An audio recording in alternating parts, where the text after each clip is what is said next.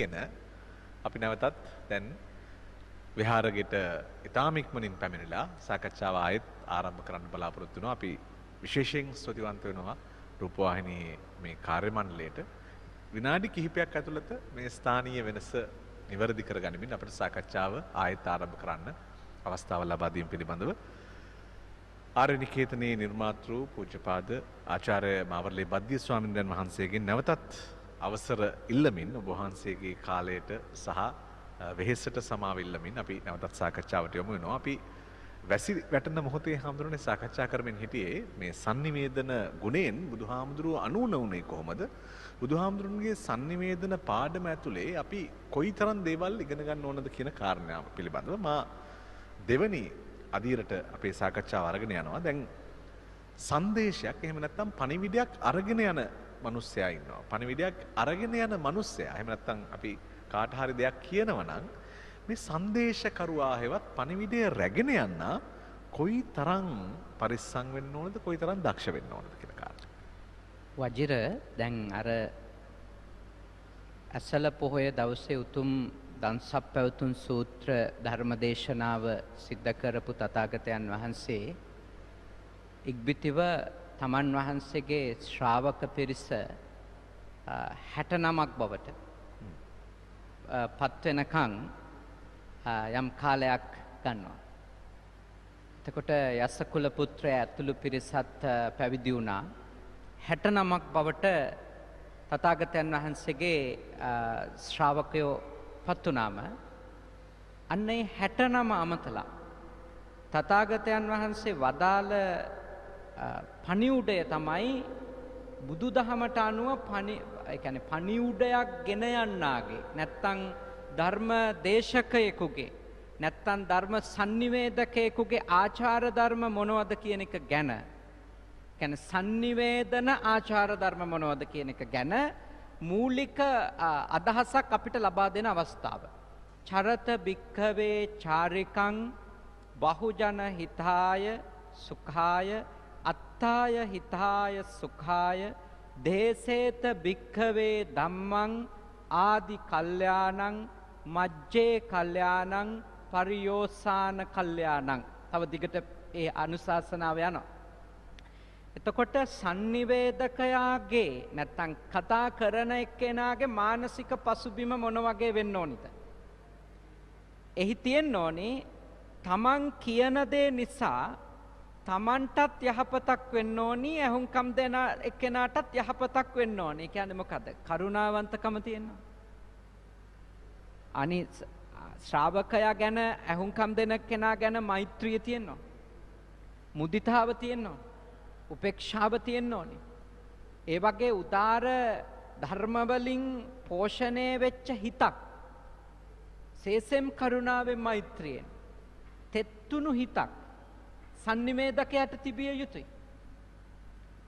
ඒ මානසික පසුබිම හැදුනට පස්සේ ඒ මානසික පසුබිමත් එක්ක ඊළඟට පණිවුඩකරුවා භාග්‍යවතුන් වහන්සේ දේශනා කරන දේශකයා දක්ෂ වෙන්න ඕනි තමන්ගේ පණිවුඩේ මුල මැද අග කියන අවස්ථා තුනේම ඊටාම හොඳ සහසම්බන්ධයක් ඇතුව ආදි කල්යාණං කියන්නේ ආරම්භයේ දේශනාව ලස්සන වෙන්න ඕන. අර්ථ සම්පූර්ණ වෙන්න ඕන. ප්‍රඥා ගෝචර වෙන්න ඕන. සීල සමාධි ප්‍රඥාවන් වඩන තැනට කෙනෙකු පොළඹවන්න ඕනි. ධර්ම sannivedana කියන ආරම්භයත් ඒක තියෙන්න ඕන. ඊළඟට sannivedane මැද කොටසේදී මජ්ජේ කල්යාණං මැදදිත් ඒ ගුණම ඒ කලන ගුණම පවතින්න ඕන. ඊළඟට පරියෝසాన කල්යාණං දේශනාව නිමා වෙනකොටත් ඒ sannivedakaya තමන්ගේ දේශනාවේ අවසානයත් අර මුල වගේම ඊටාම උදාර දර්ශනයක ආකල්පවල පිහිටල කරන එකක් වෙනවා. ඒව තමයි ආචාර ධර්ම කියන්නේ. මොකද හේතුව අපි පණිවුඩයක් කෙනෙකුට කියනවා නම් ඒ පණිවුඩය ඇතුලේ අනිත් එක්කෙනාව අස්ථානයක පිහිටුවන්න අපිට අයිතියක් නැහැ. අපේ පණිවුඩය මුලදී මැදදී අගදී අහන් ඉඳලා ඒක නිමා වෙනකොට අහපු එක්කෙනාට කියන්නේ ශ්‍රාවකයාට තේරෙන්න ඕනි. ඊටාම නිවැරදි යහපත් උතුම් දෙයක් මට අහන්න ලැබුණා කියලා. දැන් මේක බණ කියන අයට විතරක් නෙමෙයි. ඔය ඇත්තෝ දරුවන්ට යමක් කියනකොටත් මුල කියන එක මැදත් එක්ක සම්බන්ධ වෙන්න. මැද කියන එක අවසානෙත් එක්ක සම්බන්ධ වෙන්න ඕන. නැත්තම් පටන්ගෙන පටාචාරා ගැන කියන්නේ ඉවර වෙනකොට කිය ඉන්නේ කිසගෞතමී ගැන නම් එතකොට ඒක කිසි සම්බන්ධයක් නැහැ. එතකොට අපිට හිතෙන මොනවද මේ කියන්නේ කියලා. කියන්නේ ඔබ යමක් කතා කරනවා නම් ඒක තේරුම් අරන් කතා කරන්න කියන කෙනෙක් කියන්නේ. ඔබ යමක් අනිත් එක්කෙනාට කියන්න හදනවා නම් ඔබ කියන දේ ඔබ ඉස්සෙල්ලා තේරුම් ගන්න. ඒක තමයි sannivedakaයෙක් වෙන්න තියෙන හොඳම එක. තමන් කියන දේ, තමන් sannivedanaya කරන දේ, තමන් අනුන්ට දේශනා කරන දේ ඉස්සෙල්ලා තමන් අවබෝධ කරගන්න. මං කියන්නේ මොනවද කියලා තේරුම් ගන්න ඕන. මං කතා කරන්නේ මොනවද කියලා තේරුම් ගන්නව නම් ඒ තේරුම් අරගෙන කරන sannivedanayak අවසන් වෙනකොට කෝලහලයක් ඇති වෙන්න බෑනේ. තිබුණා නම් කෝලහලයක් ඒක නිමා වෙන්න එපා. නැති කෝලහලයක් උපදින එක වලකින්න එපා. එක සාතක sannivedanayයක් නම් වජිර එහෙමයි වෙන්න ඕන. ආදි කල්යාණං මජ්ජේ කල්යාණං පරියෝසాన කල්යාණං වූ ඒ තුන් තැනකින් කල්යාණ වූ යහපත් වූ මනරම් වූ උසස් වූ ප්‍රබුද්ධ වූ sannivedanayයක් නම් සිද්ධ වෙන්නේ එය ඉවර වෙනකොට නූපං අකුසල් ඉපදුනේ නැති එකක් වෙන්න ඕන. උපං අකුසලයක් තියෙනවා නම් ඒක නැති ඒක අඩු වෙච්ච පාලනය වෙච්ච එකක් වෙන්න ඕනේ දේශනේ අහන් ඉන්නකොට. නූපං කුසලයක් උපදව ගන්න ඒක අහන් ඉන්න කෙනාට යම්කිසි ආකාරයකට දෙයක් ලැබිලා තියෙනවා. උසස් දෙයක්, උසස් පණිවිඩයක්. ඊළඟට තියෙන කුසල් ටික නේ, තියෙන යහපත් බව එයාගේ තව වැඩි වෙන්න ඕන. බුදුරජාණන් වහන්සේ දේශනා කරන්නේ හිස් ඒවා කියන්න එපා. සාත්තං සබ්භ්‍යංජනං කේවල පරිපුන්නං දේශනාවේ සඳහන් වෙන්නේ එහෙමනේ. තමන්ගේ පණිවුඩේ අර්ථ සහිත වෙන්න ඕන. අනුව්‍යංජන සහිත වෙන්න ඕන. කේවල පරිපූර්ණ සම්පූර්ණයෙන්ම පිරුණු එකක් වෙන්න ඕන. ඒ කියන්නේ ඒ පණිවුඩය කොච්චර බරසාර වෙන්න ඕනිද? ඒ පණිවිඩය කොච්චර හරයක් තියෙන්න ඕනිද? ඒ කතා කරන එක්කෙනා කොච්චර වගකීම් සහගත වෙන්න ඕනිද? ඇත්තටම ගෙදරට වුණත් මේක ප්‍රයෝජනවත් නැද්ද? දැන් මේ ධර්මදේශකයින්ට දීපු උපදේශයක්. ඒත් ගෙදර වුණත් ගොඩක් කතා රණ්ඩු වලින් ඉවර වෙලා තියෙන්නේ. දැන් සමහරුන්ට හිතෙලා තියෙනවානේ කතාව පටන්ගෙන රණ්ඩු වෙනවට වඩා හොඳයි කතාවක් නොකර ඉන්න එක කියලා. ගොඩක් ගෙවල් වල මෞන වෘතයට යමින් තියෙන ඒකනේ නේ. ඒ කියන්නේ ගොඩක් ගෙවල් වල කතා කරන එක නවත්තලා දාලා තියෙනවා වචිට. ඒ නවත්තලා දාලා තියෙන්නේ කතා කරන එක රණ්ඩුවක් වෙන්න හේතුවක් වෙයි කියලා. එතකොට ඒකේ ශ්‍රාවකයාගේ වගේම ඒක කියන එක්කෙනාගේ ප්‍රශ්නයක් එතන තියෙන්න බෑ. කියන්නේ යම් කිසි සංවාදයක් නිමා වෙන්නේ රණ්ඩුවකින් නම් කතාවක් නිමා වෙන්නේ රණ්ඩුවකින් නම් ඒකේ ඒ කතාව කරන අයගේ සහ අහන අයගේ ප්‍රශ්නයක් ඒක. ඒකින්ද ඔබ නම් කතා කරන එක්කෙනා ඔබ හරියට තේරුම් අරගත්තු දේ ඔබ කතා කරා. ඊළඟට ඔබ කතා කරනකොටම අනිත් කෙනා, ඒ කියන්නේ අහන එක්කෙනා ගැන ඔබට කරුණාවන්තකමක් තියෙන්න ඕනේ. ඒ කියන්නේ යාගේ දුර්වලකම ගැන ඔබට තියෙන්න ඕනේ අනුකම්පාව. ඔබ යාගේ දුර්වලකම ගැන ඉන්නේ රෝෂයෙන් නම්, දත්මිටිකක නම්, එතකොට ඔබ දේශනාව පටන් ගන්නෙම හිත රිද්දලා තුවාල කරලානේ, හිංසා කරලා. හැබැයි ඔබට තියෙන්නේ කෙනෙකුගේ දුර්වලකම ගැන අනුකම්පාවක් නා. කරුණාවන්තකමක් නා. අනේ මේ මනුස්සයාට මේක තේරෙන්නේ නැහැ නේ කියන එක නා. ඒ දයාව තියෙනම් අන්න එතකොට ඔබ කියන දේ කියන්න පටන් ගන්නෙම ඊටාම හොඳ මානසික මට්ටමකනේ. එතකොට පාවිච්චි කරන වචන පවක් පුදුම තරම් පරිස්සම් සහගත වචන වෙනවා. අනිත් එක්කෙනාට හර්ට් වෙන්නේ නැති පුළුවන් තරම් පණිවුඩේ විතරක් එයාගේ ඔළුවට යවන එයාව අවුස්සන්නේ නැති අවශ්‍ය දේ කතා කරන්න ඕනි කියන හැඟීම එක අන්න එතනින් කතා කරන කෙනෙක් වෙන්න කියලා කියන්නේ මේ. නැත්තම් කෙනෙකුට හිතෙන්න පුළුවන් අද ධර්මදේශකයන්ටනේ මේක කියලා දෙන්න ඕනි කියලා නෑ වචන. මේ සාකච්ඡාව ඔබලා වගේ නිවේදක මහත්මීන්ටත් වැදගත්. බණ කියන මටත් වැදගත්. ගෙදර දරුවන්ට කතා කරන අම්මා තාත්තටත් වැදගත්. බිරිඳකට දෙයක් කියලා දෙන්න උත්සාහ කරන ස්වාමි පුරුෂයාටත් මේක වැදගත්. ස්වාමි පුරුෂයාට යමක් කියන්න උත්සාහ කරන බිරිඳටත් වැදගත්. පන්ති කාමරේ ළමයින්ට දෙයක් කියලා දෙන්න උත්සාහ කරන ගුරුවරයාටත් වැදගත්. කියන්නේ పూర్ව නිගමනයක කතා කරන්න පටන් ගැනීමෙන්නේ අපිට මේ ප්‍රශ්නේ තියෙන්නේ ඔක්කොම. අපේ නිගමනයකට ඇවිල්ලා තමයි අපි කතාව පටන් ගන්නේ. එතකොට අපි එතන ඉඳලා කරන්නේ මම හොඳ වෙන්නත් අනිත් එක්කෙනා වැරදි කියලා ඔප්පු කරන්නත් කතා කරන එක නේද? අපි නිගමනයකට ඇවිල්ලා ඇත්තටම ඔය මට ඊයේ කෙනෙක් කිව්වා මේ ආගියුමන්ට් එකකින් උත්සාහ කරන්නේ හැමතිස්සෙම මේ Taman නිවැරදි වෙන්න. අනිත් එක්කෙනා වැරදිකාරයා කරන්න. එයා ඊළඟට කිව්වා මේ ඩිස්කෂන් එකකින් වෙන්නේ. ඒ කියන දේ නිවැරදි දෙයම කියලා. කියන්නේ දිනවන්න හදන්නේ ඒ මාතෘකාව, ඒ විෂය. ඒ අදාළ පණිවුඩේ තමයි එතන ජයග්‍රහණ කරවන්න හදන්නේ ඩිස්කෂන් එක. සංවාදය. හැබැයි ආගියුමන්ට් එකකදී පණිවුඩේ පෙරදුනාට ප්‍රශ්නයක් නැහැ. මම දිනන්නේ. එහෙනම් අපි අර ඊගෝ එක එළියට පයින්නවා එතකොට. මේක හොඳට තේරුම් ගන්න. මේ තමයි අපේ ජීවිත ඔක්කොම අවුල් කරපු ප්‍රශ්නේ. අපේ ජීවිත මේ කිසිම සාමයක් උදා කරගන්න අපිට බැරි තත්වයක් වජිර උදා කරලා තියෙන ප්‍රධානම දෙයක් තමයි අර sannivedakaගේ ආචාර ධර්ම කියන එක අපි දන්නේ නැතු කමෙන්. ඒ කියන්නේ අපි ඉන්න ඕනි ආකල්පය අපි තේරුම් අරගෙන නැත්නම්. මට තව ලස්සන දෙයක් මතක් වෙනවා. ඒකත් නිමා කරලා මම ඔබගේ ගාවට එනවා නැවත. වජිර බුදුහාමුදුරුවෝ ගිලාන කියලා සූත්‍රයක් මට නිකාය මතක නැහැ, අංගුත්තර නිකාය වගේ තමයි යන්තම් මතක දේශනා කරනවා. ඒ ගිලාන සූත්‍රයේදී භාග්‍යවතුන් වහන්සේ මේ ගිලනුන්ට උපස්ථාන කරන කෙනෙක්ගේ ගාව තියෙන ಗುಣ තමයි කියන්නේ. ලෙඩ වෙච්ච කෙනෙකුට උපස්ථාන කරන කෙනෙක් කොහොමද හිතන්න ඕනි කියලා. ඒ කියන්නේ උපස්ථානය පටන් ගන්න කලින් දොස්තර මහත්තයා හරි නර්ස් කෙනෙක් හරි කවුරු හරි හිතන්න ඕනි එක. දැන් තමන්ගේ ගාවට එන ලෙඩා මිය යන බව නියත වශයෙන්ම පෙනෙන්න පුළුවන්. ස්පිරිතාලෙට ඇතුල් කරන ලෙඩෙක් මැරෙන බව බැල්මටම දොස්තර මහත්තයාට නර්ස්ට පේන්න පුළුවන්.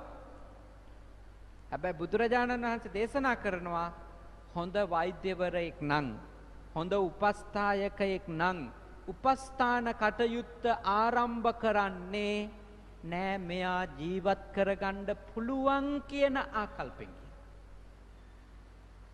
ඒ කියන්නේ එයාට වෙදකම් කිරීම පටන් ගන්නෙ හොඳටම මැරෙන බව දන්නේ කෙනාටත් කොහොමද එයා ජීවත් කරගන්න පුළුවන් කියලා විශ්වාසය ඇති කරගෙන. ඒ ආකල්පෙන්. ඒකම දේශකයාටත් කියන. මොකද්ද කියන්නේ?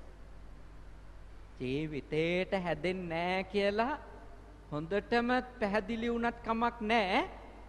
හැදෙයි කියලා හිතන් කතා කරන්න කියලා. දැන් ඔබගේ අර ස්ට්‍රෙස් එක තමයි ඔබට තියෙන ආතතිය තමයි කොච්චර කිව්වත් හැදෙන්නේ නැහැ කියලා. අම්මලා කියන්නේ කට්ට කැදෙනකන් කිව්වත් හැදෙන්නේ නැහැ කියලා.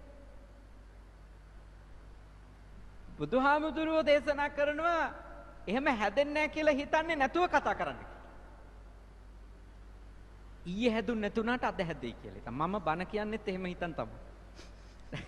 සමහරව මගෙන් අහනවා මේ ආමුදුරුවෝ ඉතින් ඔය කිව්වට ඉතින් හැදිලා තියෙද ලංකාව? ඉතින් මම එතකොට කියන්නේ නෑ තාම නෑ ඒ වුණාට අද හැදෙන්න පුළුවන්.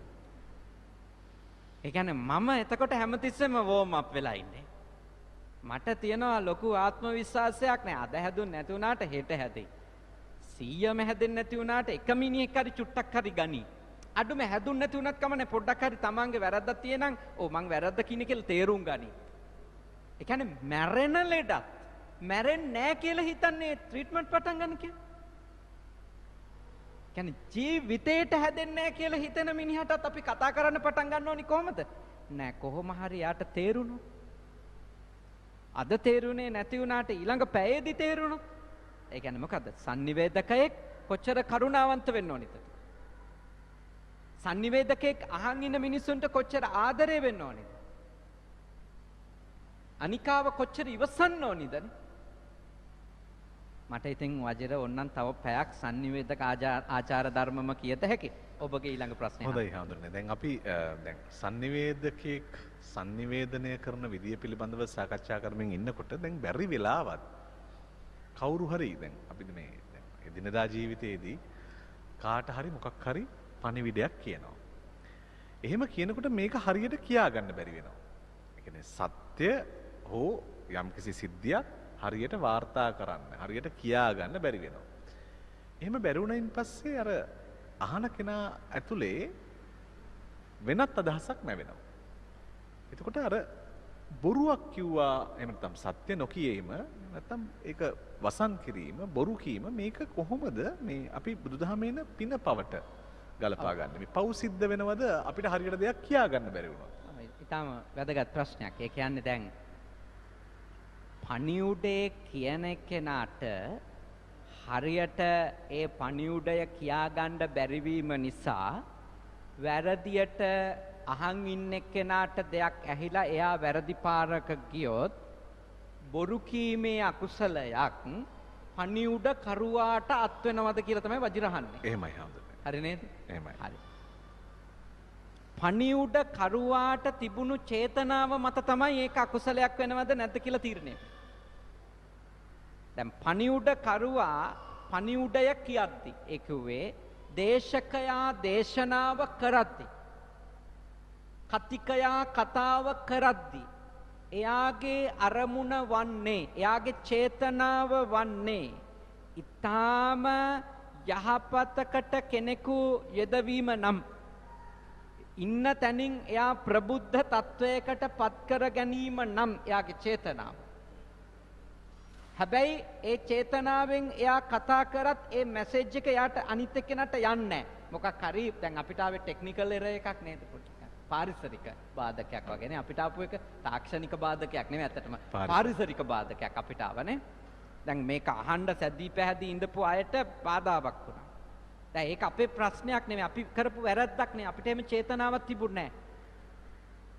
මෙතන සූදානම් කරන පිරිසට තිබුණු එකම චේතනාව අද දවසේම මේ ප්‍රෝග්‍රෑම් ගොඩක් ඒවා ඇතුලේ කරන්නේ ඒ නිසා අපි උදෑසන වැඩසටහන එළිය කරමු එච්චරයි. එහෙම නැතුව වැස්සට අපි වහු කරලා බද්දිය හාඳුරුව තෙමලා එම්බිරිස්සාව හදලා يعني කොරෝනා ටෙස්ට් එකකට යවන්න ඕනි අද මෙයා.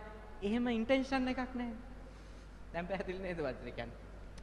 එයා ඒ කියන්නේ එයා ඒක කරද්දි තිබුණු එක නෙමෙයි පස්සේදී වෙන්නේ. වෙන තත්ත්වයක් උදා වෙනවා. දැන් ඒ වගේ මම යමක් කියනකොට මගේ චේතනාව නෙමෙයි යන්නේ එළියට. මම කියන්න හදන්නේ වෙන එකක්. හැබැයි අහන එක්කෙනාගේ ඔළුවට යන්නේ වෙන එකක්. එතකොට මං එයාට බොරු කිව්ව නෙමෙයි එකෙන් කියන්නේ. ඒක මං කරපු වංචාවක් නෙමෙයි. ඒක මං කරපු අකුසලයක් නෙමෙයි. මට හොඳ චේතනාවක් තිබුණා මගේ ඇත්ත මේක කියන්න.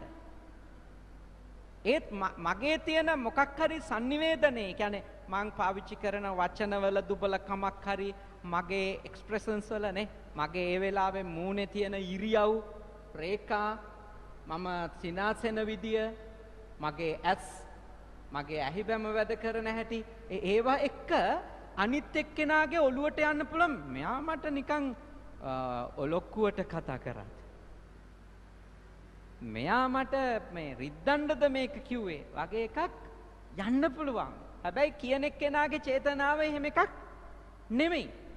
සමහර විට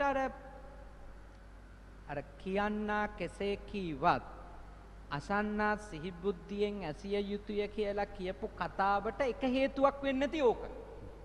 තව හේතු ඇති එහෙම කතාවක් කියපු. නමුත් මේ කියන එක්කෙනාගේ චේතනාව මොකද්ද කියන එක මත තමයි එයාට තිබුණා නම් සමාජ රවට්ටන චේතනාවක් අන්න අකුසලයක්. එයාට තිබුණා නම් මේ සමාජයේ ජාතීන් කුලල් කවන, ආගමිකයෝ කුලල් කවන, මිනිස්සෙකුගේ චරිත ඝාතනය කරන චේතනාව එයාට අකුසලයක් වෙනවා ඒක. ඒත් එහෙම චේතනාවක් නැතුව සත්භාවික සිතකින් යමක් කියනවා. හැබැයි ඒක හරියට යන්නේ නැහැ පණිවුඩේ. වැරදි දෙයක් මිනිස්සුන්ගේ ඔළුවට ගිහිල්ලා මිනිස්සු දඟලන්න පුළුවන්. ඒක අර කියපු එක්කෙනාගේ වැරද්දක් නෙවෙයි. ඒක ඉතින් එලි වෙනකොට ගොඩක් නරක ඒවා වෙලා තියෙන්නත් පුළුවන්. වෙලා තියෙන්න පුළුවන්. නමුත් ඔබගේ අහපු ප්‍රශ්නෙට කෙටි උත්තරේ නෑ.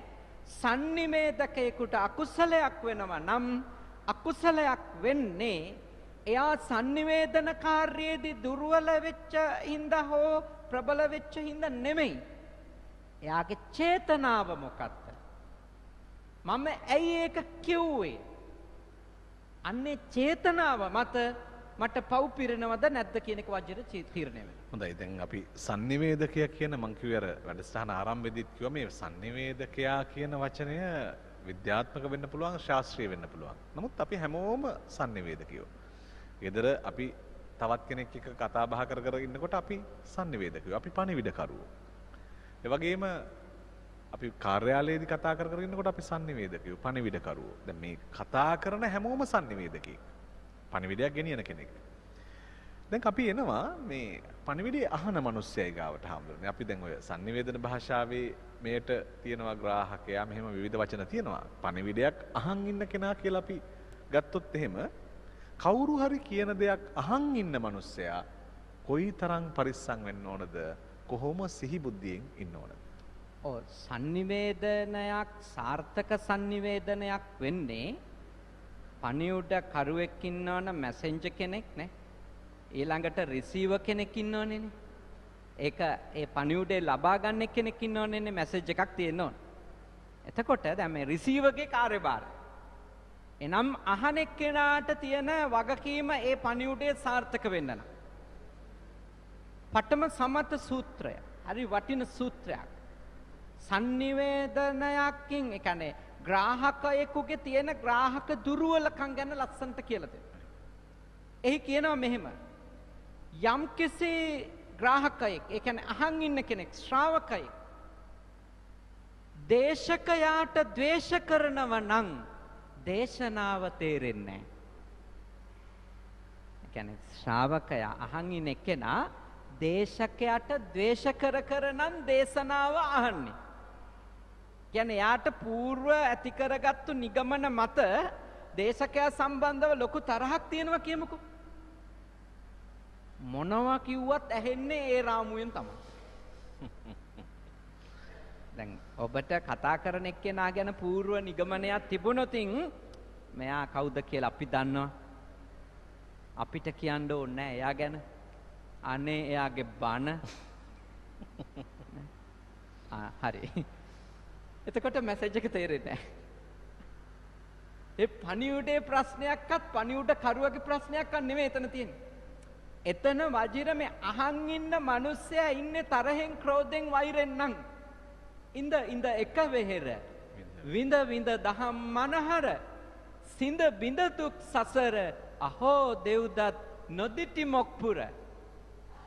භාග්‍යවතුන් වහන්සේගේ පන්සලේම ඉඳලා භාග්‍යවතුන් වහන්සේ වදාරන උතුම් දේශනා අහලා බොහෝ දෙනෙක් සෝතාපන්න වෙද්දී සකදාගාමි අනාගාමි අරහත් වගේ මාර්ග සහ ඵල පිළිවෙලින් ලබද්දී දේවදත්ත කියලා හාමුදුරු කෙනෙක් හිටියා.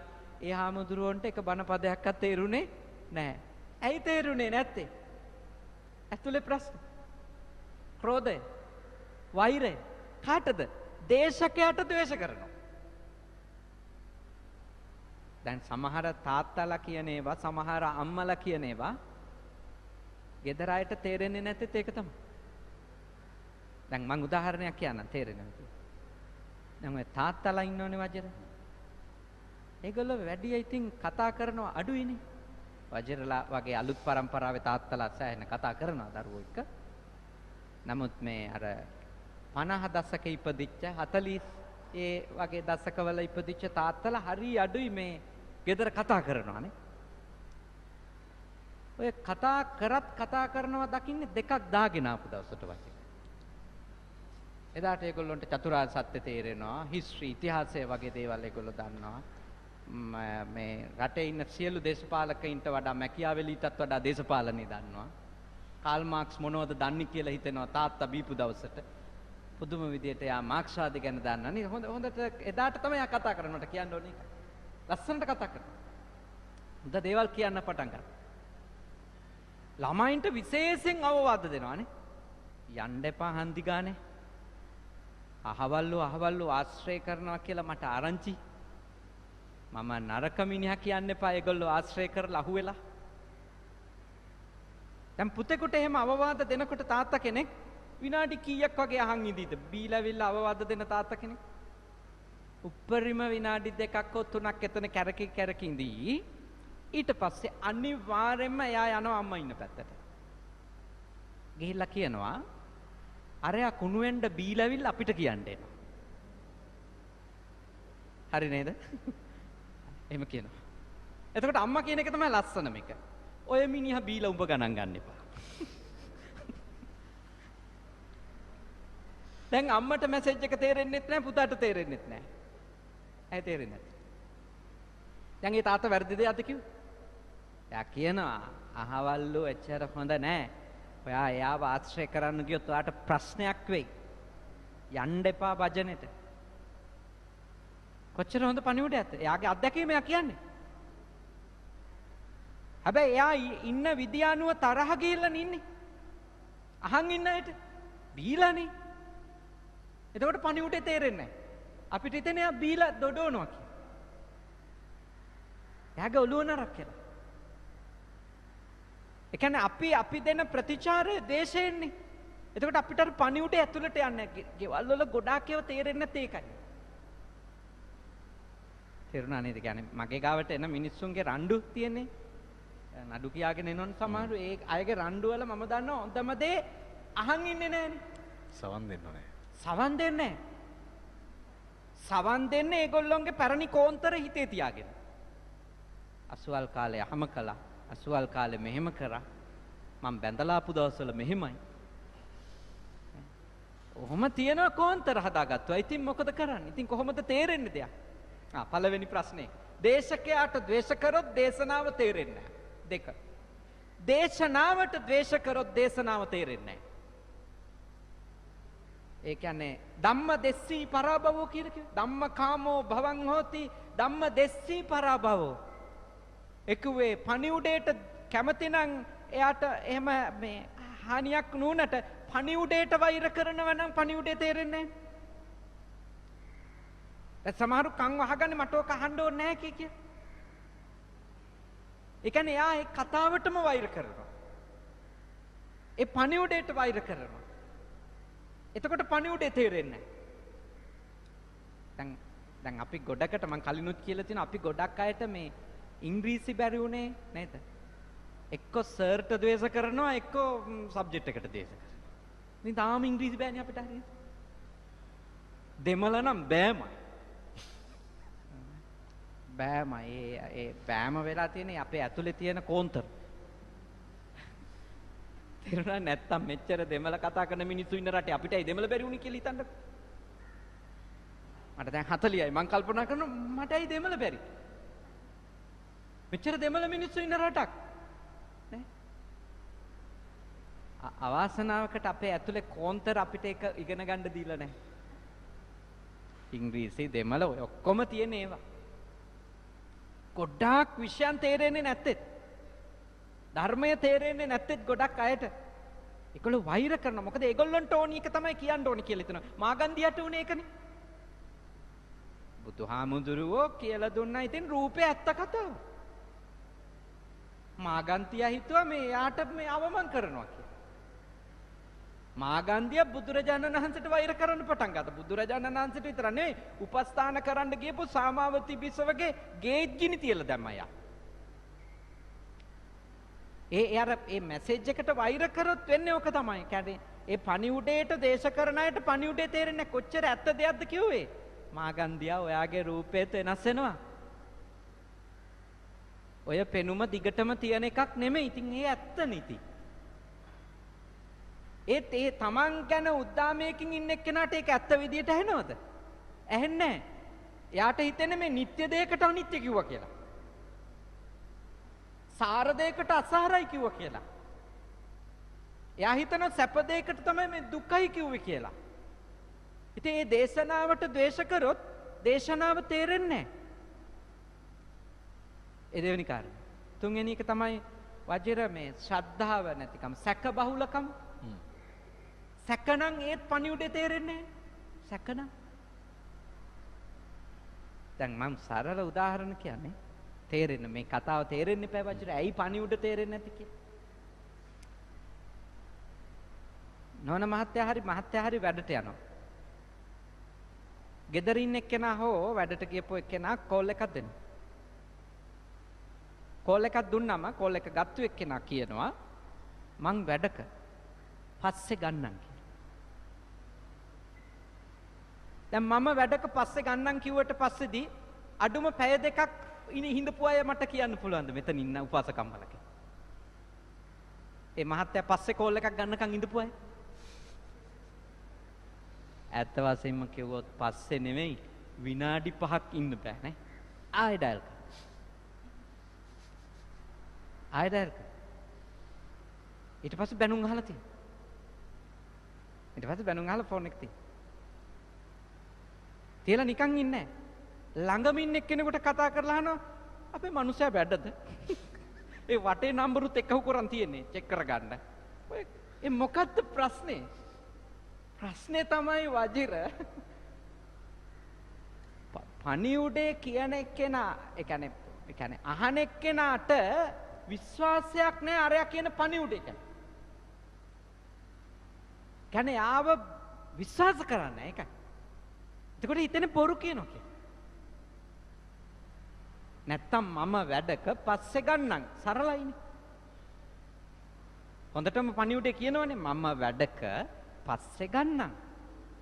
එහෙම කිව්වට පස්සේදී පස්සේ ගන්නකම් ඉන්නතෝ විනාඩි 5න් ආයෙත් අපි ඩයල් කරනවා නම් ඒ කාරණාව පණිවුඩේ තේරිලා නැහැ. හේතුව පූර්ණ ඒ කියන්නේ පෙර සැක වැඩි. පෙර වැරදි. පෙර සැක පෙර වැරදි තියෙන්න පුළුවන් ඒ පිරිමියාගේ හෝ ගැහණියගේ ඒවා මත හෝ මොකක් හෝ කරුණම් මත සැක කරනවා. සැක වැඩි නම් පණිවුඩේ තේරෙන්නේ නැහැ. ආන එක්කෙනා ගැන හරි කියන දේ ගැන හරි සැකයි නම් පණිවුඩේ තේරෙන්නේ නැහැ. කොච්චර දැඟලුවත් හරි අමාරුයි වජිර දෙයක් කියලා දෙන්න. තව සරල උදාහරණයක්. මගෙන් බණ වලට දින ගන්න කතා කරන අය ඉන්නවනේ. හරියට ඉන්නේ. ඒගොල්ලෝ කතා කරාම බොහෝ වෙලාවට මං අවුරුද්ද මුල වෙනකොට මගේ දිනපොත පිරිලානේ. ඒගොල්ලෝ මාර්තු මාසේ වගේ කතා කරොත් මේ ඒ අවුරුද්දට දිනයක් ගන්න මම බොහෝ වෙලාවට කියන්නේ මේ අවුරුද්දේ ඔක්කොම දින ටික දැන් පිරිලා. හවස 5න් පස්සේ එක පැයක්වත් මට ඉතුරු වෙලා නැහැ. හැම දවසකම බණ තියෙනවා. සමා වෙන්න ඔයාට මගේ දේශනාවක් ඕන නම් කරගන්න මේ අවුරුද්දේ ඔක්තෝබර් 10ට කතා කරන්න. ලබන අවුරුද්දට මම දිනයක් දාලා දෙන්නම් ඔයාට. එහෙම තමයි මම කියන්නේ. මට කතා කරපු අය මම එහෙම කියපු බව දන්නවා. එහෙම තමයි කියන්නේ. ඔක්කොම ටික අහන් ඉන්නවා. එහෙයි අපේ ආන්දරනේ එහෙයි. අනේ ගොඩාක් බන නේද? ඉතින් අපේ අහන්නේ අගෝස්තු 20 වෙනිදාත් නැද්ද? කියලා අන්තිමට. ඒ කියන්නේ මුළු අවුරුද්දෙම නැහැ කිව්වට පස්සේ වජිර අගෝස්තු 20 වෙනිදාත් නැද්ද කියලා. මං අහලා දෙන්නේ එතකොට අගෝස්තු 20 වෙනිදා මේ අවුරුද්දට අයිති නැද්ද? ප්‍රශ්නේ මොකද්ද වජිර? ඇතුලේ එයා අහන් ඉදිද්දිම හිතන ඔය කිව්වට මගේ දිනේ ඉතුරු ඇති. එක්ක ලොක්කෙකුට දෙන්න ඉතුරු කරලා ඇති. ඔන්න ඔය වගේ බහුබූත ඔළුවේ තියන් ඉන්නවා. එතකොට අහන එක තේරෙන්නේ නැහැ. තේරුණා නේද මං කියන්නේ? මේ මහ පොළවටම ගෙනල්ලා වජිර කියලා දෙන්නේ නැත්තම් මේවා ජීවිතේට මිනිස්සු තේරුම් ගන්න නැහැ. කියන්නේ අපිටත් ඇත්තටම මහන්සි එහෙම කියලා දෙන්න ගියාම ඒ කියන්නේ මොකද තේරුම් ගන්න මේ එයා කියන්නේ ග්‍රාහකයාගේ දුර්වලකම් ගොඩක් හින්දා ගොඩක් පණිවුඩ යන්නේ නැති මිනිස්සුන්ට. කියන එක්කෙනාගේ ප්‍රශ්නේ වගේම අහන මිනිහාගේ ප්‍රශ්නයක් තියෙනවා. ඊළඟ එක. මානාදිකන ඒත් තේරෙන්නේ. මාන්නේ වැඩිලා. ඒක මන් දන්නවා, මට තේරෙනවා, මට කියන්න ඕනේ කවුරුක්වත්. අන්න ඒගොල්ලන්ට තේරෙන්නේ නැහැ. දැන් අද මම මෙහෙට වැඩියා. බෙලන්විල පන්සල.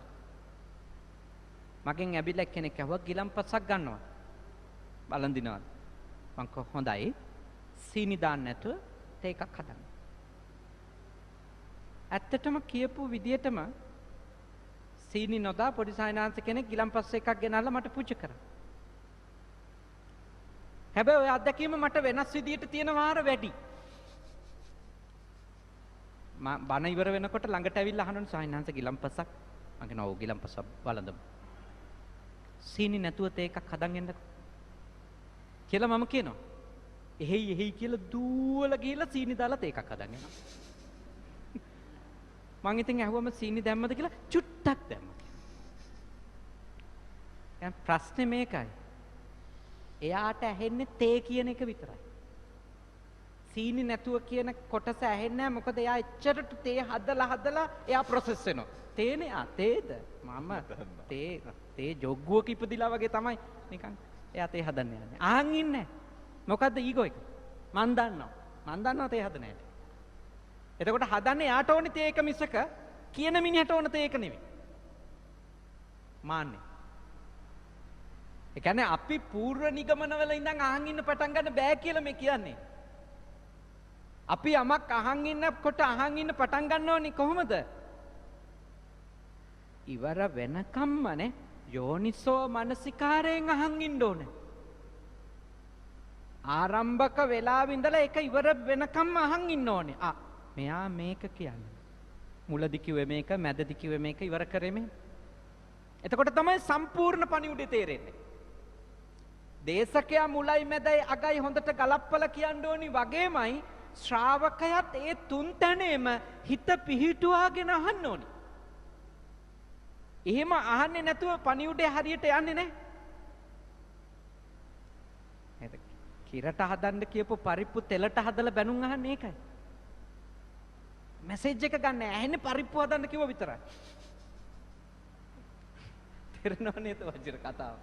ඒ කියන්නේ ඒකෙන් තමයි ගොඩක් පැටලිලා තියෙන්නේ. ගොඩක් රණ්ඩු තියෙන එකයි. මම ඔබලාට යෝජනා කරනවා තථාගත sannivedanaye ආරම්භිච්ච මේ අසිරිමත් දවසනේ අසල පොහොය. තථාගතයන් වහන්සේගේ අසිරිමත් දේශනා ආරම්භුනේ අද වගේ දවසක. ඒ උතුම් ගුරුවරයාගේ ශ්‍රාවකයෝ අපි. ඒ ගුරුවරයාගේ දේශනාව අහපු 5 දෙනාගෙන් එක්කෙනෙක් මාර්ගඵල ලැබුවා. තේරුණා යාටනේ. ඒ කියන්නේ අඤ්ඤා කොණ්ඩඤ්ඤ බවට පත් වුණා කිව්වේ. අනිත් අයට ඒ තේරුණෙත් නැහැ. අහන් ඉඳපු එක්කෙනාට අවබෝධ වුණා හරියට. අහන් ඉන්න. මාන්නේ ලොකු බාධාවක්. තව ඉතින් සංසාරික කර්ම බාධාක් තියෙනවා. අපි ඊළඟ ප්‍රශ්නෙට යමු. ඔව් දැන් සාමාන්‍යයෙන් අහගෙන ඉන්න කෙනා අහගෙන ඉන්නවා. හැබැයි මේ සමහර කතා තියෙනවා දැන් කෙනෙක් වැරදි දෙයක් කියනවා. ඒ වැරදි දේ කියනකොට අහගෙන ඉන්න කෙනා වැරදි දෙයට උල්පන්දම් දෙනවා. අපි මේ ගමේ භාෂාවෙන් කියන්නේ මේ වැරද්දට උල්පන්දම් දෙනවා කියලා. තවත් කෙනෙක් වැරද්දක් කියනකොට ඔහු ඒ වැරද්ද බව වටහා දෙනවා. මේ වගේ සිද්ධීන් අපිට ගොඩාක් අපේ එදිනදා ජීවිතවල තියෙනවා. එතකොට මේ සවන් දෙන්නාගේ බුද්ධිමත් භාවය එහෙම නැත්නම් අපි කියනවා මේකට සබුද්ධික භාවය කොයි තරම් දුරට වැදගත්ද සංවාදයකදී පණිවිඩය අරගන්න. හරිම වැදගත් ප්‍රශ්නයක් වචන. ප්‍රශ්නේ මං හිතන්නේ අනිත් අයට ඇහෙනවා අඩු නිසා මම නැවත එක පොඩ්ඩක් රිපීට් කරනවා මේ මෙතන ඉන්න අයට. මම දන්නවා ටීවී එකෙන් බලන අයට හොඳට ඇහෙනවා. නමුත් අනිත් අයට ඇහෙන්නේ නැහැ මෙතන මේ ඇති වෙච්ච තත්ත්වෙත් එක්ක. දැන් වජිර අහන්නේ මේක. වජිර අහනවා දැන් මම කතාවක් කරගෙන යද්දී අන් ඔන්න වැරදි දේවල් ටිකක් කියාගෙන යනවා. දායකයෝ ඒ කියන්නේ අහන් ඉන්න අය එහෙයි කියා හොඳට මේ මට ප්‍රතිචාර දක්වනවා. දැන් ඒකෙන් සිද්ධ වෙන හානිය Tamanටත් ඒ sannivedakayaටත් සමාජයටත් වෙන හානිය කොච්චර ප්‍රබලද? එතකොට ඒ වගේ හානියක් වළක්ව ගන්න ශ්‍රාවකයා කොච්චර සබුද්ධික වෙන්න ඕනිද කියන එක තමයි වජිරගේ ප්‍රශ්නේ. හරිනේ වජිර? ඔක තමයි අහන්නේ. දැන් ඒක හරි වැදගත්.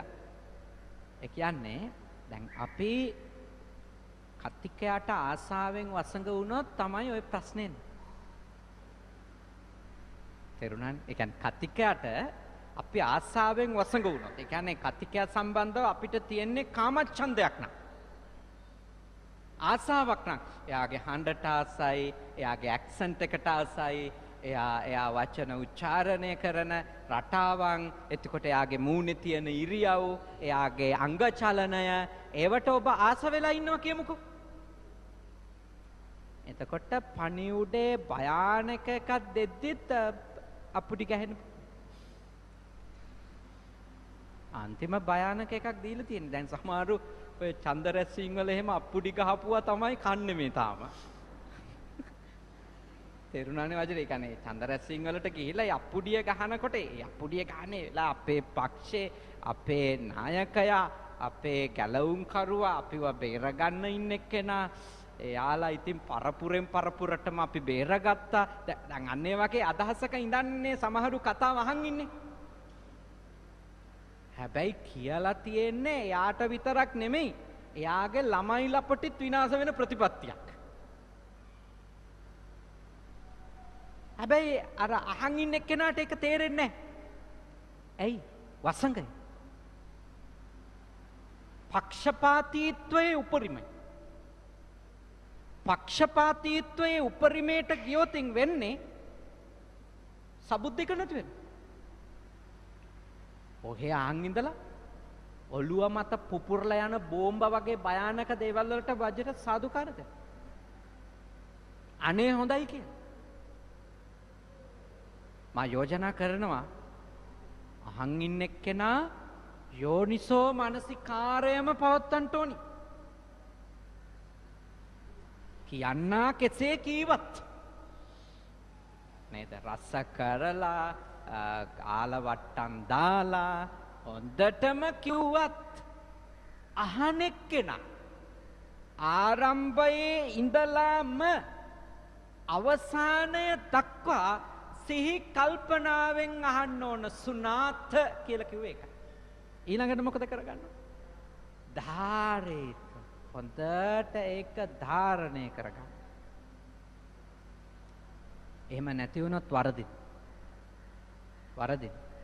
තමන්ට විතරක් නෙමෙයි, ඇත්ත වශයෙන්ම sannivedakayaටත් වරද්දන ඕනේ. එතකොට දැන් මම කියන ඕනේ එකට එහි කියන සමාජයක් බිහි වුණා.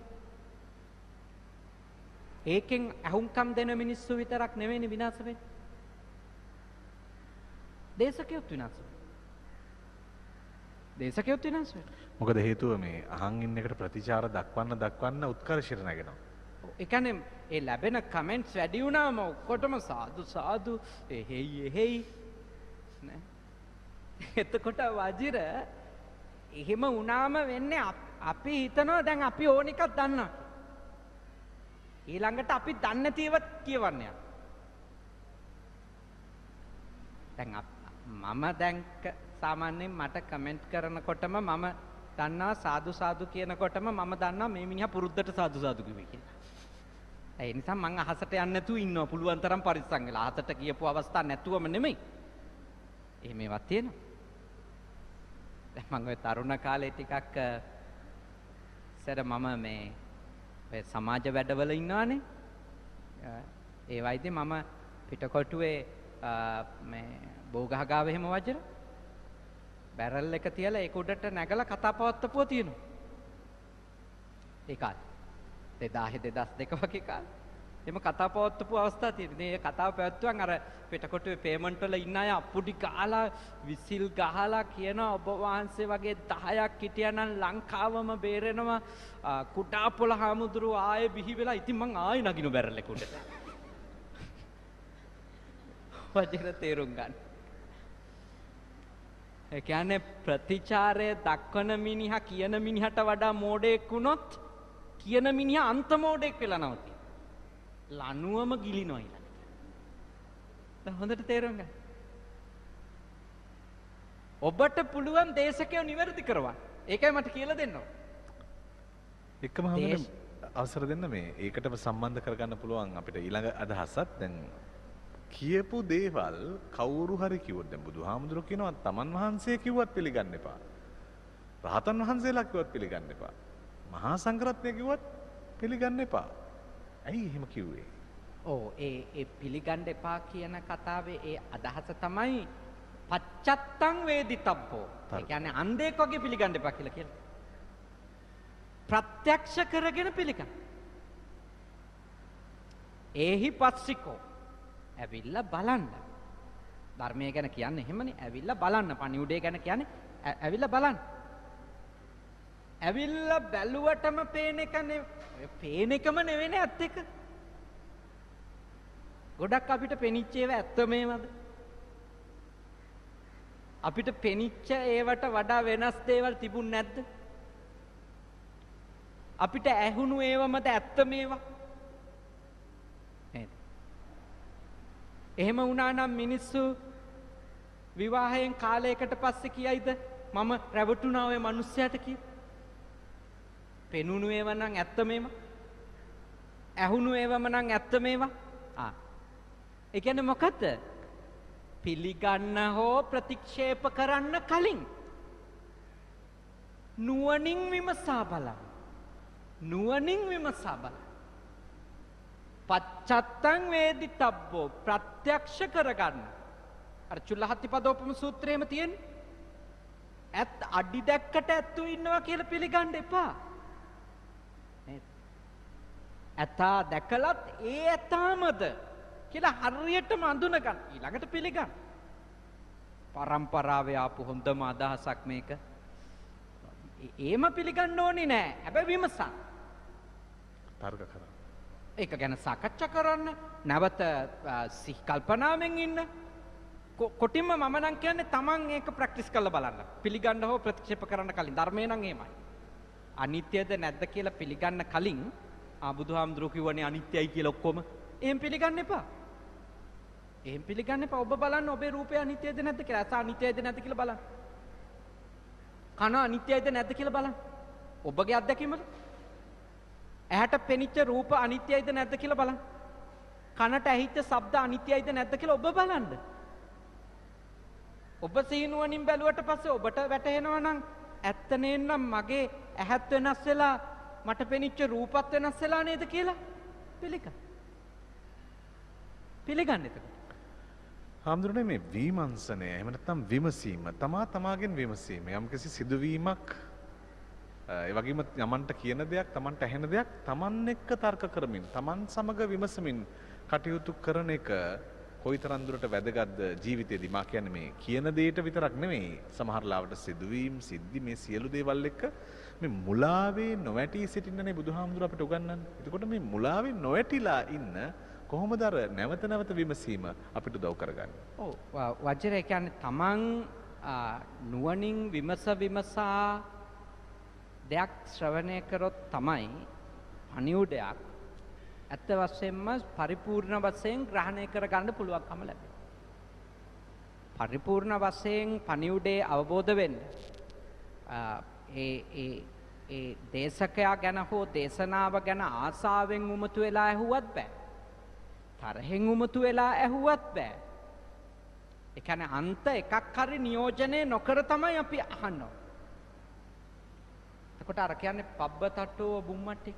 කියන්නේ පර්වතයක් මුදුනට ගියපු එක්කෙනාට ඒ හාත්පස තියෙන ගෙවල් දෙකක අය ඇතුළට යනවත් පේනවා ඇතුළට එනවත් පේනවා ඒ ගෙදරින් මේ ගෙදරට යනවත් පේනවා මේ ගෙදරින් ඒ ගෙදරට යනවත් පේනවා. මොකද එයා උඩ ඉඳන් බලන්න. කියන්නේ තමන් මුසපත් වෙලා දෙයක් බලන්න පටන් ගත්තොත් තමන්ට ඒක හරියටම ග්‍රහණය වෙන්න තියෙන ඉඩකඩ අඩුයි. ඒකයි අහද්දී සතිය පිහිටුව ගන්න කියන්නේ. සති සම්පජඤ්ඤය ඕනි කියලා කියන්නේ දේශනාව. සිහි නුවණින් අහනවා. තටම නුවණින් විමසලා අහනවා. ඒ කියන්නේ ඕනවට වඩා අර තර්ක කරන ඒ හැඟීමම නෙවෙයි මේ කියන්නේ. එතකොට සමහරව අහන්නේ ප්‍රතික්ෂේප කරන්නම බලන්නේ වජිර. එතකොට පළවෙනියෙන්ම ගත්තු අදහසේ ඉඳලා වෙලාව ඉවරයිද? නෑ තව තියෙනවා. තව විනාඩි 8ක් විතර තියෙනවා. තව විනාඩි 8ක් විතර තියෙනවා. හරි. එතකොට මේ ඒ කියන්නේ අර සමහරු අහන්න පටන් ගන්නෙ තමන්ගේ නිගමනේ ඉඳලා. ඒ කියන්නේ හිතනවා මෙයා නරක එක්කෙනෙක්. ඊළඟට අහන්නේ අර තමන් ඉන්න අදහස තහවුරු කරගන්න ඕනේ. නරක බව තව කන්ෆර්ම් කරන්න. එක්කෝ හරිම හොඳ එක්කෙනා කියලා ඔලුවට දාගත්තට පස්සේ අහන්නේ මොකටද? අර හොඳයි කියන එක තහවුරු කරගන්න විතරයි අහන්නේ. ඒකට පණිවුඩේ තේරුම් ගන්න නෙවෙයි අහන්නේ. එක්කෝ නරකයි කියන එක තහවුරු කරගන්න මිනිස්සු අහන් ඉන්නවා. එක්ක හොඳයි කියන එක, ඒ කියන්නේ තමන්ගේ කැමැත්ත තහවුරු කරගන්න හරි, තමන්ගේ අකමැත්ත තහවුරු කරගන්න හරි අහන් හිටියොත් ඒක නිවැරදි අහන් ඉඳීමක් නෙමෙයි. ඒකෙන් එයා මුලා වෙනවා ඇත්තටම. මුලා වෙනවා. එයාව ගලව ගන්න කාටවත් බෑ. මොකද එයා අහන් ඉන්නෙම වසඟයකනේ. මම ඔබට යෝජනා කරනවා කැමැත්තේ වසඟයෙන් අහන් ඉන්න එපා. අකමැත්තේ වසඟයෙන් අහන් ඉන්නත් එපා. එතකොට තමයි මුලා වෙලා අහන්නේ නේ. කැමැත්තේ වසඟයට ගියත් එතන තියෙන අවිද්‍යාව, මෝහය. අකමැත්තේ වසඟයට ගියත් එතන තියෙන මෝහය. එතකොට තේරෙන්නේ නැහැ අපිට. ළමයෙක් ගැන වුණත් එහෙමනේ. දැන් ඔය ඕනවට වඩා ඔබ ඇලිච්ච ළමයා ඉන්නව නේද? හොඳටම ආදරේ ළමයා. හොඳටම වසඟ වෙච්ච. එදර දෙතුන් දෙනෙක් ඉන්නවා නම් එක්කෙනෙකුට තියෙනවනේ වෙනම එකක් නේද? විශේෂ එකක්, විශේෂයෙන් ලොකු පුතාටනේ. ලොකු දුවට. ඉතින් මොකද එයා අම්මෙක් කරේ පළමුවෙන් එයානේ. එතකොට එහෙම විශේෂේව තියෙනවා. එක්ක බාලයා කියලා නේ. කවදා හරි බලා ගන්න ඉන්නේ ආ. ඔහොම ඒව තියෙනවනේ. දූයි පුතයි ගත්තොත් අදූ නම් පිටට කොහොමත් ඉන්නේ කන්නේ කොල්ලන්නේ නවතින්නේ. ඔහොමත් හදාගත්තු ඒවා මත මිනිස්සුන්ගේ තියෙනවා මේ වජිර මේ පුද්ගලික මේ කැමැත්තවල් වැඩි හෝ අඩු. අන්තිමට වෙන්නේ අර ඒ සීමාවක් නැතුව වසඟ වෙච්ච එක්කෙනා තමයි නාස්තිම වෙලා යන්න පුළුවන්. මොකද එයා කරන කිසි දෙයක් සිහිනුවණින් නිරීක්ෂණය කරන්නේ නැහැ. ඒ මොකද නිරීක්ෂණය කරන්නේ නැත්තේ එයා හොඳයි කියලා පූර්ව නිගමනයක ඉන්නවා. ඒකනේ සමහරු කියන්නේ මෙයා ගැන හදන්න කිසි දෙයක් නැහැ. ඒකට අහවලා මම මේ ලේ වතුර වෙලා ඉන්නේ අහවලා ගැන. සමහර විට ඒ ලේ වතුර වෙලා ඉන්නවා කියපු මිනිස්සයා බේරෙනවා. අර හොඳයි කියපු මිනිහා තමයි මලයක්ෂයෙක් වෙලා නවතින්නේ අන්තිමට. ඒ ඇයි එයාව වෙනස් කරන්නේ නැහැ? එයා කරන ඒවා නිරීක්ෂණය කරන්නේ නැහනේ. එයා කියන කතා අහන් ඉන්නේ නැහනේ. නිගමනේ වැඩිනේ. මුලා වෙලානේ ඉන්නේ. රැවටිලානේ ඉන්නේ. එතෙන් තමයි අර sannivedanaya තුල ග්‍රාහකය වැරදියට ගත්තොත් ඔක්කොම අර්බුදයකට යනවා. හඳුනන්නේ අවසාන වශයෙන් මේ කරුණාව, දයාව, මෛත්‍රිය කොයිතරම් උදව් වෙනවද කෙනෙකුට හොඳ පණිවිඩකරුවෙක් වෙන්න. ඒ වගේම තවත් කෙනෙකුට දෙයක් තේරෙන්න පැහැදිලි කරලා කියන්න. ඒ වගේම තවත් කෙනෙක්ගේ ආදරය දිනා ගන්න කොයිතරම් කරුණාව, මෛත්‍රිය, දයාව උදව් වෙනවද? ඒක පණිවිඩයක් ගෙනියන කෙනාට. ගෙනියන එක්කෙනා එක සාතක පණිවිඩයක් කරගන්න කරුණාව, දයාව, මෛත්‍රිය කොච්චර උදව් වෙනවද? මම ඔබෙන් මෙහෙම ප්‍රශ්නයක් අහනවා. ඔබ දත්මිටි කකා කියපු දේවල් නිසා ඔබට කී දෙනෙක් වෙනස් කරගන්න පුළුවන් වුණා? නේ. ඔබ දත්මිටි කකා නේ? දත්මිටි කකා තමන්ටම සාප කර ගනිමින් දෙන්න හදපු පණිවිඩ තියෙනව නේද? ඒව අහලා හැදුනද කවුරුද? වෙනස් වෙන්නේ. මිනිස්සු වෙනස් වෙන්නේ. එයයි දේශකයාම ඉන්න දේශයකින්. කරුණාවක් දයාවක් නැහැ කියලා අහන් ඉන්න මිනිහට තේරෙනවා. දැන් ආමුදුරවරු උපාසක අම්මලා නේ බොන මිනිස්සුන්ට බනින බැනිලි වල හැටියට දැන් ලංකාවේ එක බාර් එකක් නැති වෙන්න ඉපැයි. හැබැයි ඇත්තම කතාව තමයි කොපි කොච්චර බැන්නත් කිසිම මිනිහෙක් බේබදු කමින් බේරගන්න එක ලේසි වැඩක් නෙමෙයි. සමහරුන්ට ඒක නවත්ත ගන්න බැරි වුණාට පාලනය වෙච්ච තැන් තියෙනවා. මම දන්න ඒවා. මොකද ඒ දරුවෝ ඒක කතා කරන්නේ තාත්තත් එක්ක ආදරේ. බිරිඳ ඒක කතා කරන්නේ හරිම එයා ගැන සෙනෙහසින් කියලා එයාට යනවා පණිවිඩ. මතක තියාගන්න මේ අනිත් එක්කෙනාට දෙන අවවාදේ හෝ මඟ පෙන්වීම එයාට ඒක දැනෙනවද නොදැනෙනවද කියන එක තීරණය වෙනවා එයාගේ ඒ කතා කරන එක්කෙනාගේ ඉන්ටෙන්ෂන් එක මොකද්ද කියලා අනිත් එක්කෙනාට තේරෙනකොට. ඒ කියන්නේ මෙයා කතා කරන්නේ මොන චේතනාවකින්ද? දැන් අපි කෙනෙක්ව සීලවන්ත කරගන්න දෙන උපදෙස් ඇතුලේ ඇත්තටම තියෙන්නේ කරුණාව දයාව නම් අපි පොදුවේ සීලවන්තකම ගැනනේ කියලා දෙන්නේ. හැබැයි අපි ගොඩක් වෙලාවට අනිත් අයට උපදෙස් දෙන්නේ අපිට හානි සිද්ධ වෙන දේවල් වලින් යාවලක්ව ගන්නනේ. මං කලිනුත් වැඩසටහන් වලදී කියලා තියෙනවා දැන් මගේ ගාවට ඇවිල්ලා නඩු කියපු උපාසිකාව හෝ උපාසක මහත්තුරු අතර නේ හරි අඩුයි මෙයා මේ අම්මට තාත්තට බොරු කියනවා යාළුවොන්ට බොරු කියනවා මෙයාට බොරු කියන්න එපා කියලා උපදේශයක් දෙන්න හාමුදුරනේ කියලා ඉල්ලීමක් කරපු අය හරි අඩුයි. හාමුදුරනේ මෙයා මදුරුවෝ මරනවා කැරපොත්තොන්ට සෙරෙප්පුවෙන් ගහනවා. හාමුදුරනේ කැරපොත්තු එහෙම මරන්න එපයි කියන්න කියලා මට එහෙම මගෙන් උපදෙස් ඉල්ලපු අය අඩුයි ඇවිල්ලා. ඒ කියන්නේ අනිත් එක්කෙනාට එහෙම කියන්න කියලා කියපු අය අඩුයි.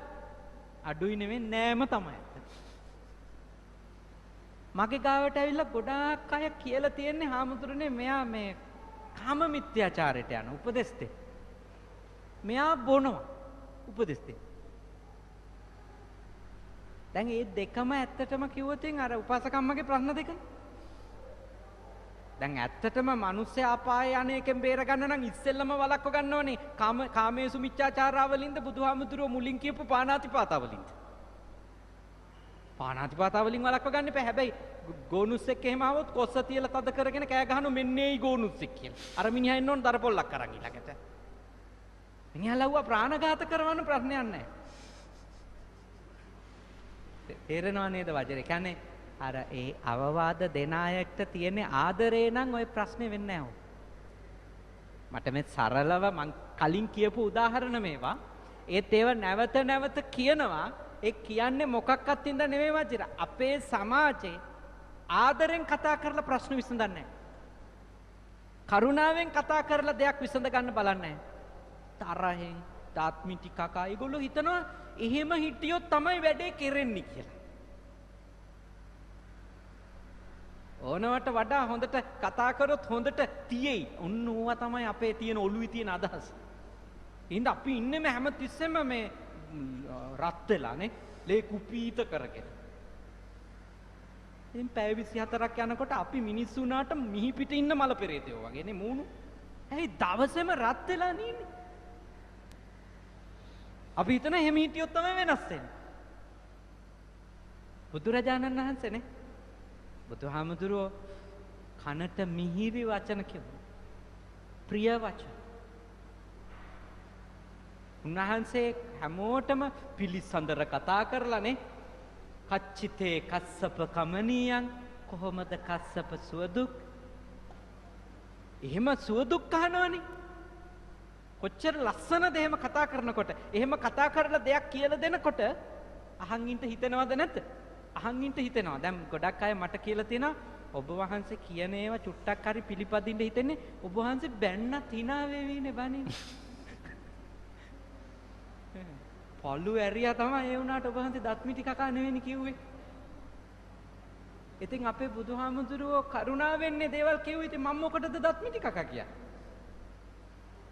මටත් මේ මෝඩ ගතිය තාම එනවා. රහත් වෙලා නැහනේ. ඉටි කමං ඔය මගේ ගෝලයොත් එක්ක එහෙම වැඩ කරනකොට දත්මිටි කකා කියන ඒවා තියෙනවා. මටම පස්සේ තේරෙනවා අපරාධේ මම මහන්සි වුණා විතරයි මෙව්ව ටික ඉස්සරහා දත්මිටි කන්න ගිහිල්ලා කියලා. මුකුත් වෙන්නේ නැහැ. ඒ වෙලාවට නිකන් බය බිරාන්ත වෙලා ඉන්න අද ලොකු හාමුදුරුවන්ට මොකද්ද වෙලා කියලා. ආපහු හෙට උදේටත් ඒකම කරනවා. මුකුත් වෙන්නේ නැහැ. කරුණාව ඊට වැඩිය වෙනස්. ලෝකේ වෙනස් කරන. ආදරය දේවල් වෙනස් කරන. ආදරෙන් කතා කරා. කරුණාවෙන් කතා කරා. වෙනස් වෙන. ආන් ඉන්න මිනිහා අබමල් රේණුවක් හරි වෙනස් වෙනවා. ඇති නේද අද? හොඳයි හඳුනනේ. අද අපි sannivedanaya පිළිබඳව සාකච්ඡා කළේ.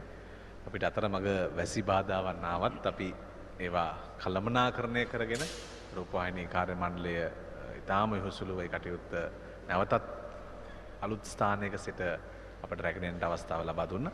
අපි ආරාධනා කරනවා පිරිකර පූජා කරන්නට නුගේගොඩ පදිංචි මනෝහාරි ගමගේ මහත්මියට සහ ගල්කිස්සේ පදිංචි දසුන් මාලක මහත්මයාතුළු පවුලේ හැම දෙනාටම පිරිකර පූජා කරන්නට ආරාධනා කරනවා.